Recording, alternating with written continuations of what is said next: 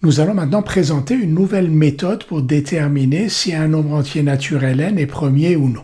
Vous connaissez déjà deux méthodes. Une méthode que l'on avait apprise en cinquième, qui consistait à tester la divisibilité de n par tous les nombres entiers qui lui étaient inférieurs. Une deuxième méthode que l'on a apprise en quatrième, qui consistait à tester la divisibilité de n par les nombres premiers qui lui étaient inférieurs. Et là, nous avons une nouvelle méthode qui est encore plus économe, qui est plus facile, et qui consiste donc à calculer la racine carrée de n, du nombre dont on veut savoir s'il est un nombre premier ou pas, donc à calculer la racine carrée de n, puis à tester la divisibilité de n par tous les nombres premiers inférieurs ou égaux à racine carrée de n.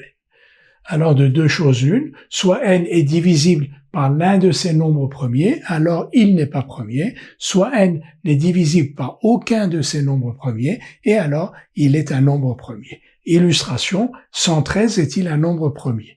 Donc on commence par calculer racine carrée de 113. Racine carrée de 33, c'est à peu près 10,63. Quels sont les nombres premiers inférieurs ou égaux à 10,63? 2, 3, 5 et 7. On va maintenant tester la divisibilité de 113 par 2, 3, 5 et 7 et conclure. Alors, 113 n'est pas divisible par 2 parce que son chiffre des unités n'est pas pair.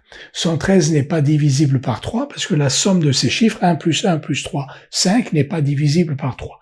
113 n'est pas divisible par 5 parce que son chiffre des unités n'est pas égal à 0 ni à 5. Donc 113 n'est pas divisible par 5.